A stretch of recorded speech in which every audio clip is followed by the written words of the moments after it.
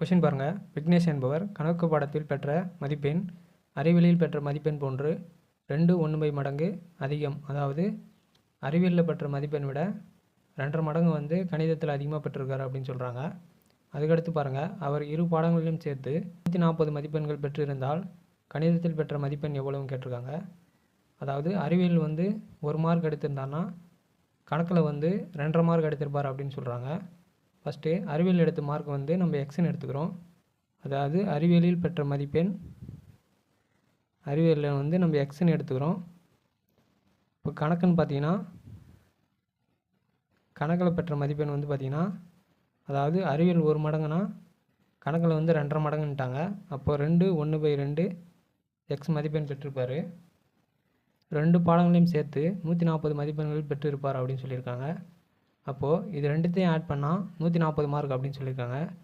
X plus 2 1/2x equal to 140 mark அப்படின்னு சொல்லியிருக்காங்க.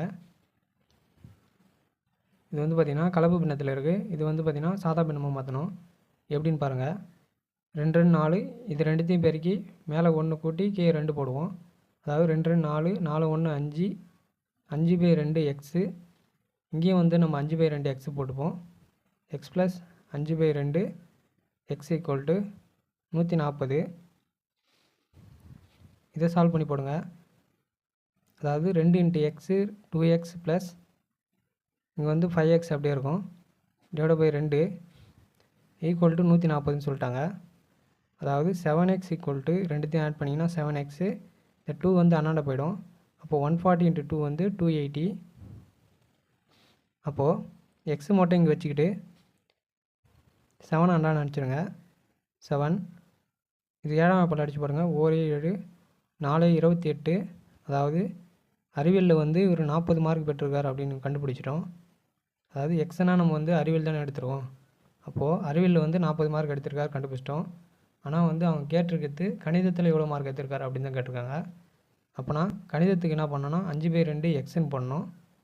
5/2 x நம்ம 40ன்னு கண்டுபிடிச்சிட்டோம். இன்ட்டு 40. இதை அடித்து போடுங்க. 1 2 22 40. இப்போது கணிதத்தில் பெற்ற மதிப்பெண் எவ்வளோன்னு பாருங்கள். 5 × 20 100. அதாவது கணிதத்தில் பார்த்தீங்கன்னா 100 மதிப்பெண் பெற்றிருப்பார். ஆப்ஷன் எதில் இருக்குது பாருங்கள். ஆப்ஷன் சி தான் கரெக்டான ஆன்சர். கணிதத்தில் பெற்ற மதிப்பெண் 100. ஒரு எண்ணின் 25% ஆனது மற்றொரு எண்ணின் 20% சமம். அதாவது ஒரு எண்ணோட 25% பார்த்தீங்கன்னா இன்னொரு எண்ணோட 20% சமம் அப்படின்னு சொல்லியிருக்காங்க. ஒரு எண்ணுனா நம்ம எக்ஸ்ன்னு எடுத்துக்கிறோம். அது பர்சன்டேஜ் அப்படியே வச்சுக்கலாம். /100 போகணுன்னு அவசியம் இல்லை. அடுத்து பாருங்கள். ஈக்குவல் டு அது பார்த்திங்கன்னா எக்ஸ் இன்ட்டு 25% எடுத்துக்கிறோம். மற்றொரு எண் ஒய்ன்னு எடுத்துக்கிறோம்.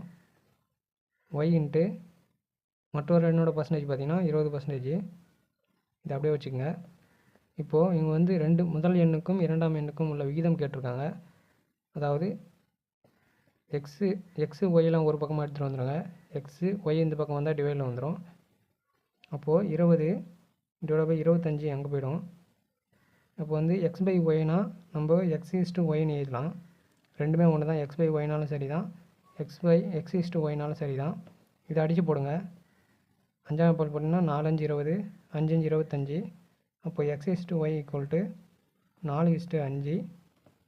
இந்த சம்முக்கான விடைன்னு பார்த்தீங்கன்னா ஆப்ஷன் சி 4:5. ஆப்ஷன் சி தான் கரெக்டான ஆன்சர். ஒரு பள்ளியில் உள்ள மாணவர்கள் வரிசையாக நிற்கிறார்கள். அவர்கள் ஒரு வரிசைக்கு 24 மாணவர்கள் வீதம் மொத்தம் 30 வரிசை நின்றுள்ளனர். அம்மாணவர்கள் ஒரு வரிசைக்கு 20 பேர் நின்றால் மொத்தம் எத்தனை வரிசையில் நிற்பார்கள் என்று கேட்டிருக்காங்க. அதாவது ஒரு பள்ளியில் உள்ள மாணவர்கள் வரிசையாக நிற்கிறாங்க அப்படின்னு சொல்லிட்டாங்க. அதாவது ஒரு வரிசைக்கு 24 பேர், மொத்தமாக 30 வரிசைன்னு சொல்லிட்டாங்க. ஃபஸ்ட்டு எத்தனை மாணவர்கள் கண்டுபிடிங்க. அதாவது ஒரு வரிசைக்கு 24 மாணவர்கள்னால் 30 வரிசைன்னு சொல்லிட்டாங்க. அப்போது 24 × 30 24 × 3 72. 0 அப்படியே வந்துடும். 720 மாணவர்கள் இருக்காங்க. இப்போ பார்த்திங்கன்னா ஒரு வரிசைக்கு 20 பேர் ஆக்கிட்டாங்க. 24 மாணவர்கள் இருந்தாங்க. இப்போ 20 மாணவர்களே நின்னால் போதும். அப்போது மொத்தம் எத்தனை வரிசை வரும்னு கேட்குறாங்க. 20 மாணவர்கள் நின்னால் மொத்தம் எத்தனை வரிசை நிற்பார்கள் அப்படின்னு கேட்குறாங்க. இது பாருங்கள். மொத்த மாணவர்கள் வந்து 720. இப்போ வந்து டிவைட் பை 20, 0 0 அடிச்சிடலாம். 1 2 36 2 72. அதாவது மொத்தமாக வந்து பார்த்திங்கன்னா 20 பேர் நின்னாங்கன்னா 36 வரிசை நிற்பாங்க. ஆப்ஷன் எதில் இருக்குது பாருங்கள், ஆப்ஷன் சி தான் கரெக்டான ஆன்சர். இந்த கொஷின் பாருங்கள், தீர்வு காண்க. 3 power x minus y equal to 27 மற்றும் 3 power x plus y equal to 243 எனில் எக்ஸின் மதிப்பு காண்க அப்படின்னு கேட்டிருக்காங்க. இப்போ வந்து பார்த்தீங்கன்னா 3 power x minus y equal to 27ன்னு சொல்லியிருக்காங்க. இது ஃபஸ்ட் ஈக்குவேஷனாக வச்சுக்கோங்க. அப்புறம் 3 power x plus y equal to 243ன்னு சொல்லியிருக்காங்க. இது ரெண்டாவது ஈக்குவேஷனாக வச்சுக்கோங்க. இது வந்து பாருங்கள், அடிமானம் வந்து இங்கே 3 இருக்குது, இங்கே வந்து 27 இருக்குது. அடிமானத்தை வந்து ஈக்குவல் பண்ணிட்டா அடுக்குகளை வந்து நம்ம ஈக்குவல் பண்ணிக்கலாம். இது பாருங்கள், அடிமானம் வந்து 3 x minus y equal to இது வந்து பார்த்திங்கன்னா 3 கியூபோட வேல்யூ வந்து பார்த்திங்கன்னா 27, 3 பவர் 3. அடுத்து பாருங்கள், 3 power x plus y equal to 243. 3 பவரில் கொண்டு வரணும். 3 3 9 9 3 27, 3 கியூபுக்கு 27, 3 பவர் 4 போட்டால் 81. 81 இன்ட்டு 3 243 வரும். அப்போ 3 பவர் 5. இப்போ வந்து பாருங்கள், அடிமானம் வந்து சேம் ஆகிடுச்சு. அப்போ அடுக்குகளை வந்து ஈக்குவல் பண்ணிக்கலாம்.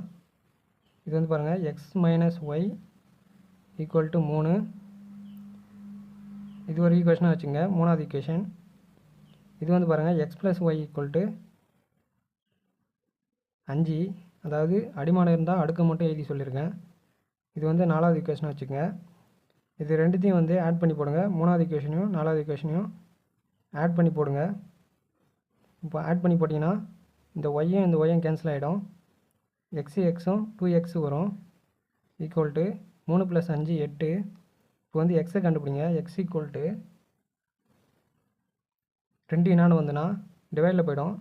எக்ஸு வந்து 4. இவங்க வந்து எக்ஸோட மதிப்பு தான் கேட்டிருக்காங்க. அப்போ எக்ஸோட மதிப்பு ஆப்ஷன் டி 4. நம்ம பாருங்கள், 5 power x plus 3 equal to 25 power 3 x minus 4 எனில் எக்ஸின் மதிப்பு கேட்டிருக்காங்க. இது வந்து பார்த்திங்கன்னா அடிமானம் வந்து ஈக்குவல் பண்ணிட்டா அடுக்குகளை வந்து ஈக்குவல் பண்ணிக்கலாம். இதுதான் இதோட, அதாவது a power m equal to a power n. இந்த அடிமானம் சேமாக இருந்தால் எம் ஈக்குவல் டு என்னன்னு எழுதிக்கலாம். அந்த ஃபார்முலா தான் இங்கே சப்ஸ்டிட் பண்ண போகிறோம். இப்போ வந்து 5 எக்ஸ் ப்ளஸ் 3ன்னு கொடுத்துருக்காங்க. இதை அப்படியே வச்சுக்கோங்க. இங்கே 25 3 எக்ஸ் பவர் 4ன்னு கொடுத்துருக்காங்க. இது வந்து அடிமானம் வந்து 5 வரா மாதிரி போடுங்க. 5 ஸ்கொயரோட வேல்யூ 25ங்களா? அப்போது 5 square into 3x minus 4.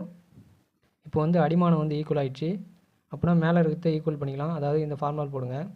X plus 3 equal to 3x minus 4 into 2 இங்கே மேலே இருக்கும். இதை சால்வ் பண்ணி போடுங்க. X plus 3 equal to 3 2 6x 4 2 8 minus 8. இப்போ எக்ஸ்லாம் ஒரு பக்கமாக வச்சுக்கிட்டு நம்பர்லாம் ஒரு பக்கமாக வச்சுருங்க. எக்ஸு இங்கே 6x என்னான்னு வந்தீங்கன்னா -6 ஆகிடும். ஈக்குவல் டு +3 ஆனான்னு போச்சுன்னா -3 ஆகிடும். -8 -3. இதை சால்வ் பண்ணி போடுங்க. எக்ஸ்லேருந்து -6x போச்சுன்னா -5x ஈக்குவல் டு 8 -3 கூட்டினீங்கன்னா -11. இப்போ மைனஸ் அடிச்சிடலாம். எக்ஸ் மட்டும் இங்கே வச்சுக்கிட்டு 5 ஆனான்னு நினச்சிங்கன்னா 11/5. இந்த கேள்விக்கான விடைன்னு பார்த்தீங்கன்னா 11/5. ஆப்ஷன் எதில் கொடுத்துருக்காங்க பாருங்கள், ஆப்ஷன் சி 11/5 தான் கரெக்டான ஆன்சர்.